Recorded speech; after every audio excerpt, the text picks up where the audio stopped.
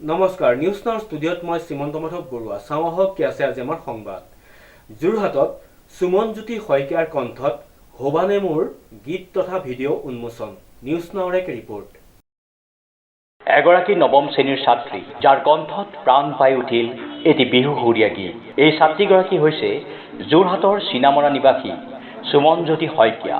এই সুমনৰ কণ্ঠত বাণীবদ্ধ হোৱা প্ৰথমটো বিহুসুৰীয়া গীতটোৰ লগতে গীতটোৰ আধাৰত নিৰ্মাণ কৰা ভিডিঅ' আজি উন্মোচন কৰা হয় যোৰহাটত সেই অনুসৰি আজি যোৰহাট প্ৰেছ ক্লাবত আয়োজন কৰা এক বিশেষ অনুষ্ঠানত সুমনজ্যোতি শইকীয়াৰ কণ্ঠত হবানে মোৰ শীৰ্ষক গীতটি উন্মোচন কৰে চিনামৰা মহাবিদ্যালয়ৰ প্ৰাক্তন অধ্যক্ষ আনন্দ শইকীয়াই গীতটো উন্মোচন কৰি আনন্দ শইকীয়াই কয় যে গীতে আমাৰ হৃদয় জয় কৰিবলৈ সক্ষম হয় গীত কবিতাই অতীজৰ পৰাই মানুহৰ মন মগজুত প্ৰভাৱ পেলাই আহিছে শৈশৱৰ পৰা গীতৰ চৰ্চা কৰা সুমনৰ এই গীতত মাধুৰ্যতা আছে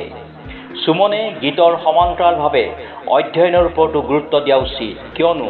শিক্ষা অবিহনে জীৱন সম্পূৰ্ণ হৈ উঠিব নোৱাৰে যোৰহাটৰ জ্যেষ্ঠ সাংবাদিক দিগন্ত বুঢ়াগোহাঁইৰ সভাপতিত্বত অনুষ্ঠিত হোৱা অনুষ্ঠানত উপস্থিত থাকি বিশিষ্ট গীতিকাৰ পৰিচালক শিল্পী জয়ন্ত নাথে কয় যে সুমন বৰ্তমান বহু সৰু হৈ আছে তেওঁ আৰু অধিক আগবাঢ়ি যাব পাৰিব তেওঁৰ কণ্ঠই আজি উন্মোচন হোৱা গীতটোত এক বিশেষ মাত্ৰা প্ৰদান কৰিছে আনহাতে অনুষ্ঠানত উপস্থিত থাকি গীতিকাৰ সুৰকাৰ প্ৰসেনজিৎ লাখনে কয় যে এটা গীতৰ আৰম্ভণিৰ দুটা বা তিনিটা বাক্যই শ্ৰোতাৰ মনত ৰেখাপাত কৰে আৰু সেইদৰেই বৰ্তমান এটা গীত জনপ্ৰিয় হৈ পৰে অনুষ্ঠানৰ আৰম্ভণিতেই বন্তি প্ৰজ্বলনে অনুষ্ঠানৰ শুভাৰম্ভ কৰে চিনামৰা মহাবিদ্যালয়ৰ প্ৰাক্তন অধ্যক্ষ আনন্দ শইকীয়াই আনহাতে এই গীতটিৰ কথা প্ৰণৱ কৃষ্ণেত্ৰী কোৰিঅ'গ্ৰাফাৰ কৰিছে যোৰহাটৰ বিশিষ্ট ফটো সাংবাদিক তথা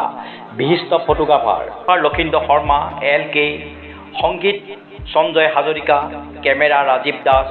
সম্পাদনা কৰিছে দেৱজিৎ দত্তই ভইচ ৰেকৰ্ডিং তফিকজিৎ ভৰালীৰ কোৱাভাৰ ষ্টুডিঅ'ত ৰেকৰ্ডিং কৰা এই গীতটি আঁকোৱালি ল'বলৈ সকলো ৰাইজক আহ্বান জনাইছে কলা কুশলীসকলে লগতে গীতটিৰ ইউটিউবত উপলব্ধ হ'ব বুলি জানিবলৈ দিয়ে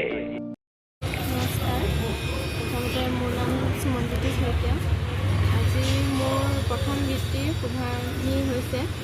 যোৰহাট প্ৰেছ ক্লাবত গীতটোৰ নাম কি আছিল গীতটিৰ নাম হৈছে হবানে মোৰ আশা কৰোঁ সকলোৱে মৰম দিয়ে আজি প্ৰথম গান চেষ্টাহে কৰিছোঁ মই শিল্পী নহয় মোৰ সপোন আছিল গান এটা মানে উলিওৱা সেই সপোনটো মই চেষ্টা কৰিছোঁ পূৰা কৰিবলৈ এই গানটোৰ কোন জড়িত কেনেকৈ গানটোৰ মিউজিক আৰু লিৰিক প্ৰণৱ দাই কৰিছে তাৰপৰা এডিটিং দেৱজিৎ দা কোৰিঅ'গ্ৰাফাৰ LK দা আৰু কেমেৰামেন ৰাজীৱ দা সকলোকে ধন্যবাদ জনাইছোঁ মোৰ লগত ইমান ভালদৰে মোক সহযোগিতা কৰাৰ বাবে যোৰহাটৰ পৰা Srimanta Madhab Baruah report news now 24/7